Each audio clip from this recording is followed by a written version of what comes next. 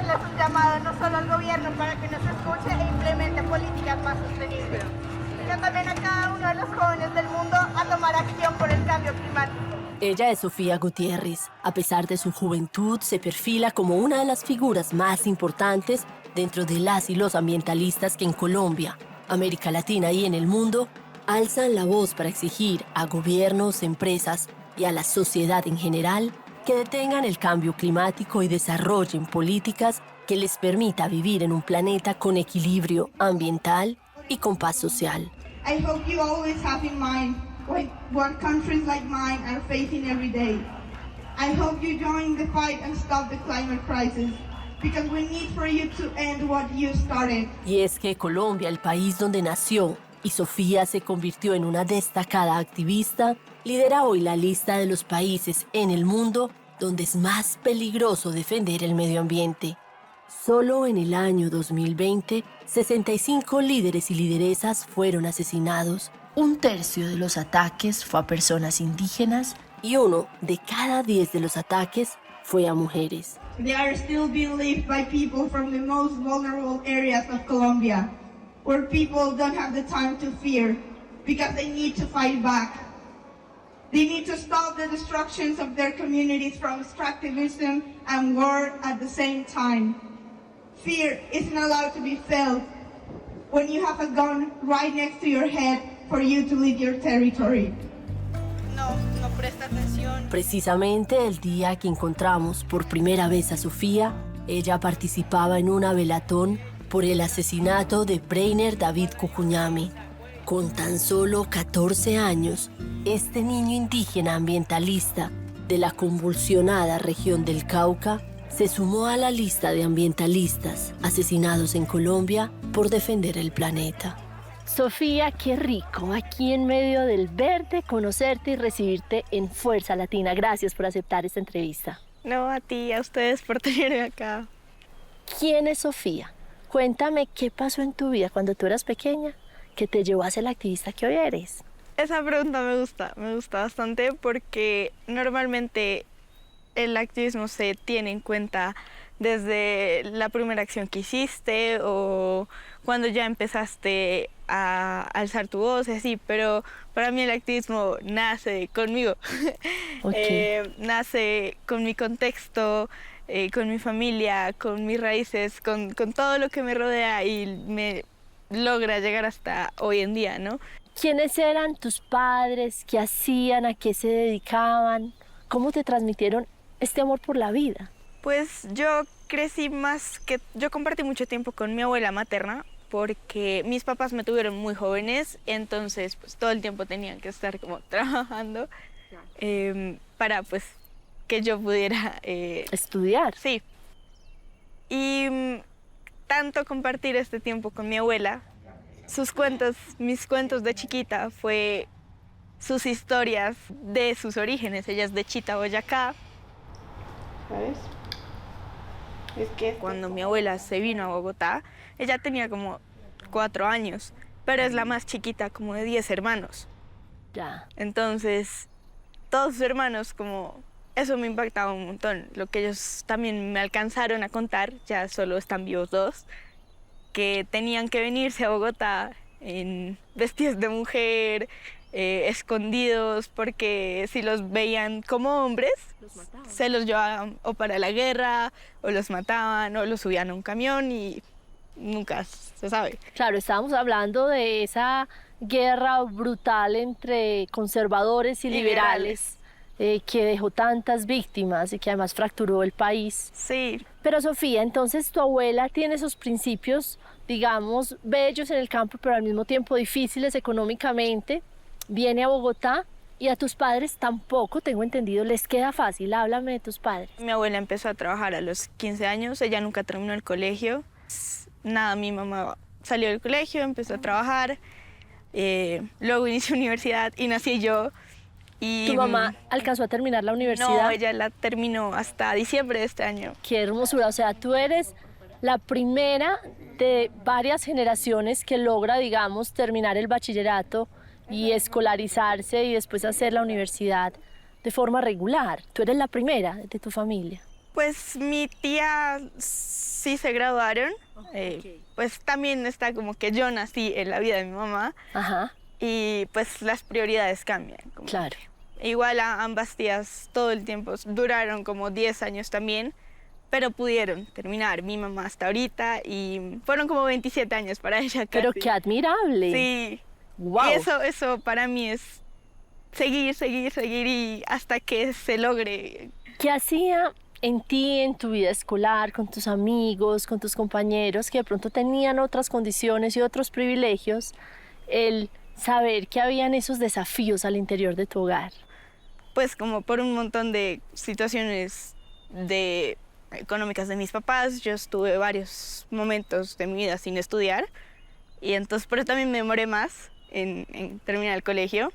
Y algo que he aprendido es que muchas veces cosas que para mí fueron un desafío eran cosas básicas para otras personas, siendo que yo en muchos aspectos también tuve muchos privilegios. Entonces es como ese contraste de que siento que se da mucho en una sociedad colombiana, que es, tenemos esto, pero nos falta esto. Claro. O por tener esto, sacrificamos esto. Sofía, logras terminar tu colegio. ¿Cómo era la Sofía en el colegio? ¿Ya empezó a tener cierto liderazgo, a alzar la voz? ¿Cómo era esa niña? Desde chiquita, mi mamá siempre ha dicho que he sido como muy líder. Ok. Yo siempre he sido muy participativa, siempre he intentado alzar la voz en todas partes, hasta que eso se volvió como un motivo de burla. Ah, ok. Por parte de pues, compañeras, profesores y también... entonces era más fácil decirme, Sofía, salte. Ok. O Sofía, siéntate allá y... Quédate callada. Quédate callada. ¿Cómo sentías tú esa burla? ¿Cómo se materializaba?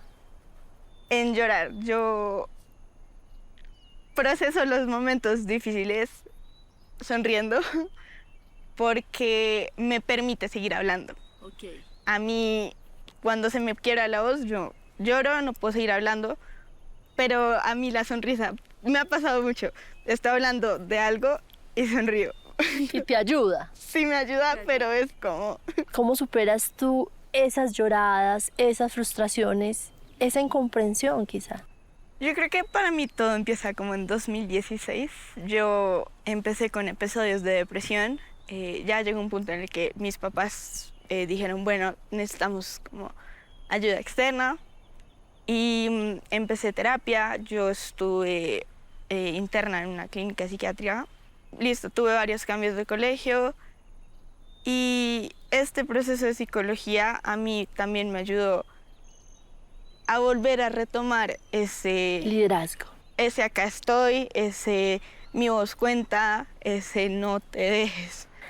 En ese proceso, la niña que se sentía incomprendida, ¿qué era lo que más la hacía sufrir? ¿Qué era lo que más triste te ponía? El no poder hablar. El no poder hablar. El tener que guardarme todo y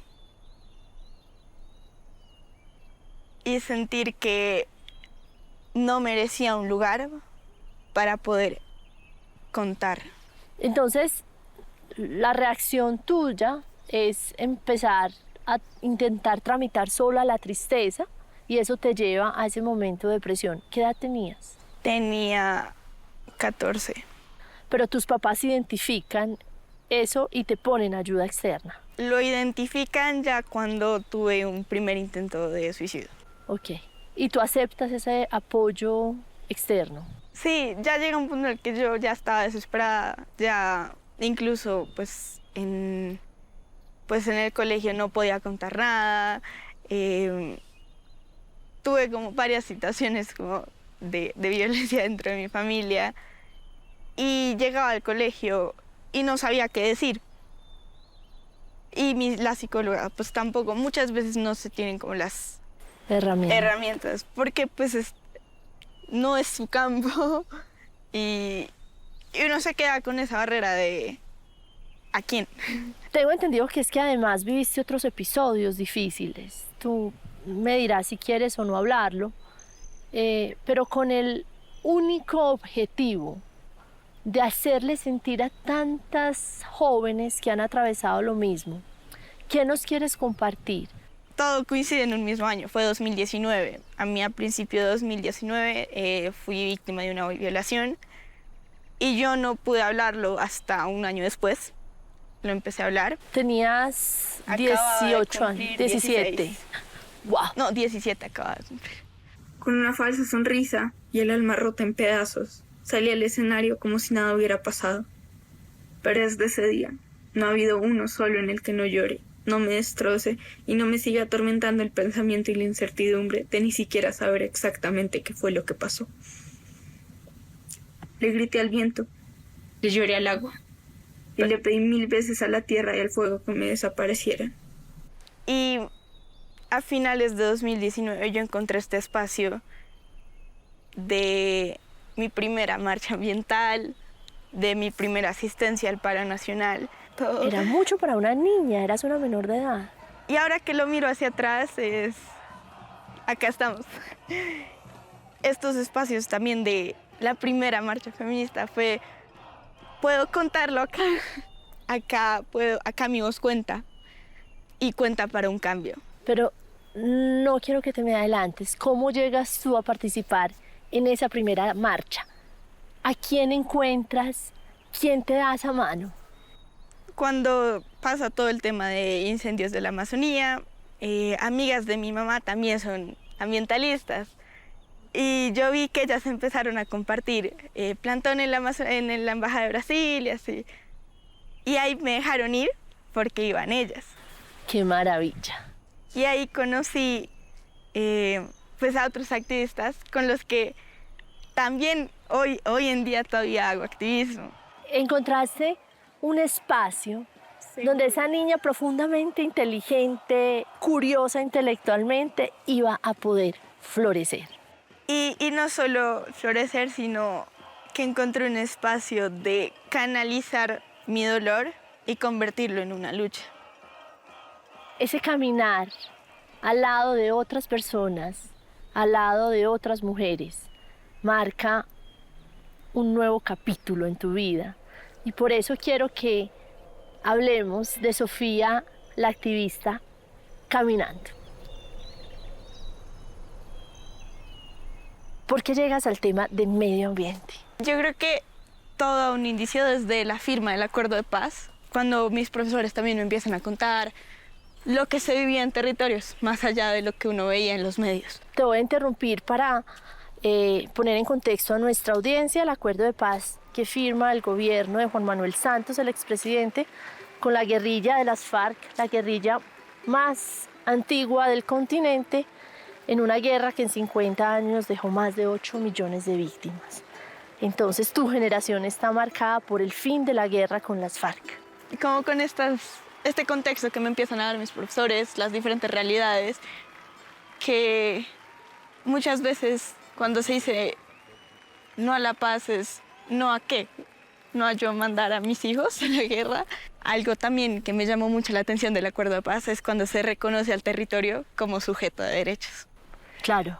Y empecé a aprender en proyectos del colegio, a raíz del Acuerdo de Paz, que como todo este impacto sobre el territorio de la guerra, boleaduras de oleoductos, todo el tema de animales, expropiación de tierras, incluso como todo el efecto que hay en cómo los ríos se vuelven fosas comunes y como todo ese impacto ambiental.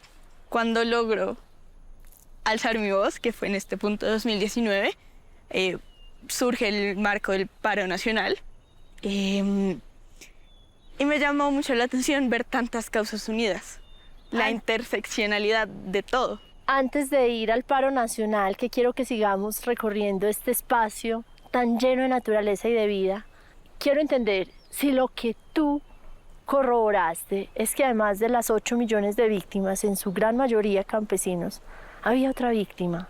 La tierra. La tierra. Y es como ese, ¿qué nos diría la tierra si pudiera hablar? El pueblo sí se quiere, carajo. El pueblo se defiende, carajo. El pueblo se defiende, carajo. Sofía, entonces llega ese gran paro nacional que vinculó a personas de diferentes estratos sociales, convicciones políticas, que trajo personas de las regiones. ¿Cómo vives tú ese momento? Quizás el de la manifestación más grande en la historia contemporánea de Colombia. Lo que te comentaba un poco ahorita, de esta fuerza colectiva, esta interseccionalidad de luchas, este momento de usar mi cuerpo como un mensaje de lucha en vez de un territorio de explotación.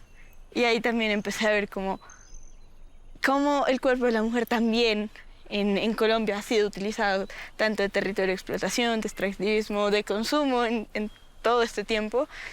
Y tuve la oportunidad de participar en estos diálogos de negociación con el gobierno. Y te consagras como la joven activista ambiental.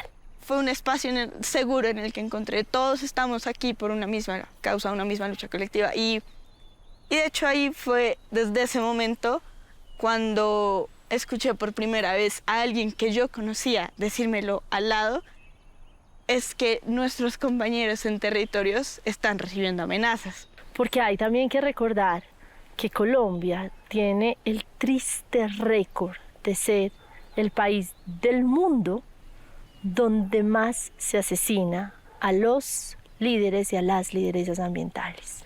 Y es una realidad que a veces no se vincula con el mismo gobierno.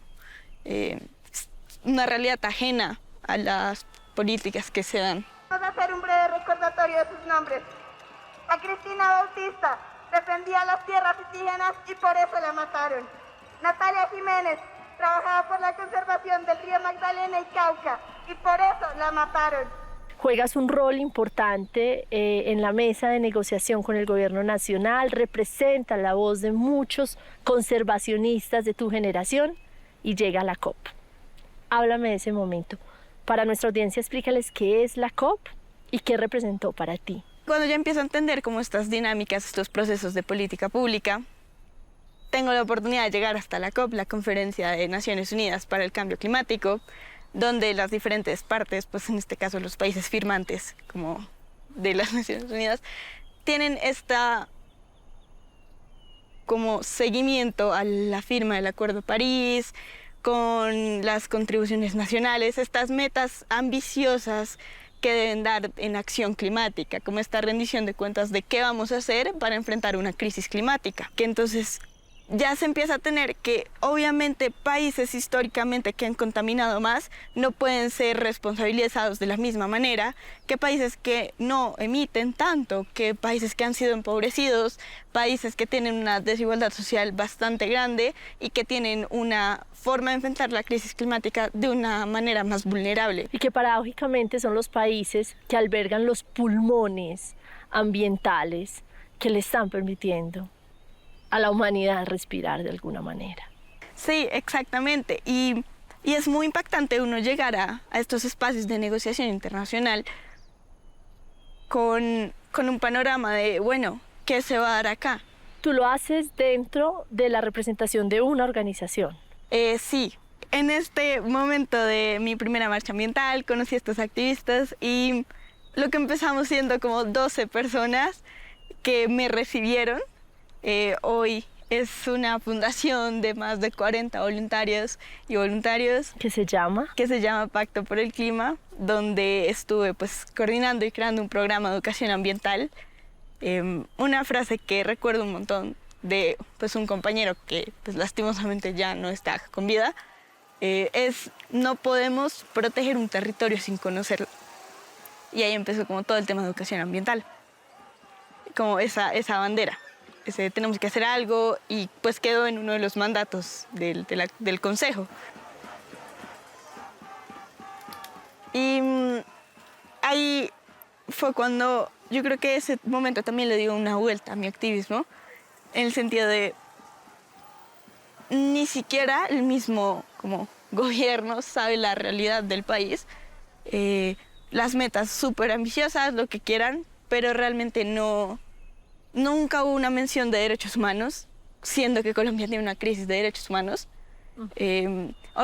Un montón de organizaciones tratando de contactar al gobierno nacional de Colombia para el tema de sus estudios, de sus reportes. Y no había respuesta. No había respuesta porque tuve la oportunidad de dialogar con estas organizaciones y conocer un poco este panorama. Me acuerdo mucho que hablábamos con el viceministro de Ambiente, con Nicolás Galarza, y ni siquiera había una definición de líder o lideresa ambiental. Y sí es un término difícil de definir, en especial como en este contexto de violencia colombiano, pero también es un asunto no solo de mi interior, sino también de mi ambiente. Claro. Porque quienes permiten que lleguen estos proyectos extractivistas al territorio, quienes permiten que los cuerpos de las mujeres sean explotados, las comunidades sean desplazadas y que la tierra sea violada. Hoy, ¿cómo defines tú tu militancia, tu activismo? En un activismo de la gente y para la gente, yo creo que en este momento no continúo un proceso de política pública ni nada, porque es un momento de estamos exigiendo un cambio y siento que los cambios es muy difícil hacerlos desde por partidos políticos o como estas barreras y limitaciones que existen, y para empezar acá creo que toca romper esas barreras y empezar como este movimiento hacia arriba. ¿Sientes que tú te inscribes más en estos movimientos de base, movilización social? ¿No te ves como una futura política, por ejemplo? En algún punto sí me gustaría como retomar este camino de políticas públicas, pero por ahora siento que lo de la base, como lo de la gente, tiene que ser construido colectivamente para que el mensaje correcto llegue hasta los tomadores de decisiones. ¿Y cuáles, después de todos los estudios, de haber participado en investigaciones, de haber escuchado ambientalistas del mundo entero, crees tú que son, por ejemplo, las 3 prioridades de Colombia para intentar salvar lo que aún hoy podemos salvar? Para mí las 3 prioridades de Colombia siempre van a ser el cuerpo de las mujeres, y a esto van no solo las mujeres que tienen privilegios a su alrededor, sino también las mujeres campesinas, las mujeres afrodescendientes, las mujeres indígenas. Claro. Cuando ellas no sean oprimidas, cuando estos privilegios de arriba se rompan, se democraticen, realmente podemos hablar de un cambio. Hoy, cuando tú escuchas que Colombia se mata a un líder o una lideresa ambiental cada 48 horas, siendo, y lo digo con ironía, optimistas, ¿qué genera eso en ti? Sabiendo que tú hoy eres una lideresa ambiental con mucha visibilidad.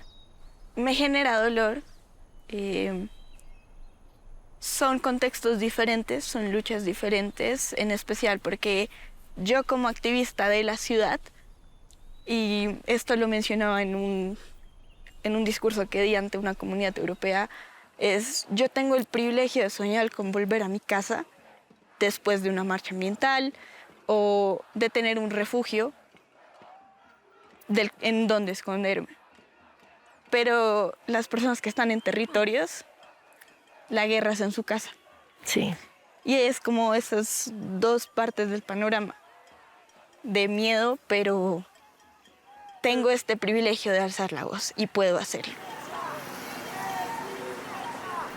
Y cuando alzas la voz, y voy ahora a tu rol como una mujer que ha cogido el micrófono en escenarios internacionales, ¿cuáles serían tus reivindicaciones, por ejemplo, frente a una comunidad internacional? Porque también la comunidad internacional y los procesos de extracción han generado impactos históricos en América Latina. Un reconocimiento histórico, una reivindicación, y voy a decirlo como es absurdo que por un lado estemos hablando de protección del medio ambiente, de energías renovables, pero ¿qué implica esto? ¿De qué manera lo estamos haciendo? ¿Estamos fomentando el mismo sistema, pero de una forma más verde? Y esto va en el tema de la extracción minera para campos eólicos, el desplazamiento de comunidades para poder hacer estos espacios de venta de carbono, de compensación de grandes contaminadores. Entonces, lo queremos hacer verde, pero al final es el mismo sistema. Es como, necesitamos es un cambio verdadero. ¿Cuál sería tu mensaje y qué crees que puede recoger las voces de muchos y muchas jóvenes de tu generación para la comunidad internacional? Que el cambio es ahora, que los países históricamente explotados y oprimidos también tienen derecho a desarrollarse de la manera que ellos consideren que es desarrollo, que no van a seguir siendo territorios de explotación y que es momento de dar una reivindicación.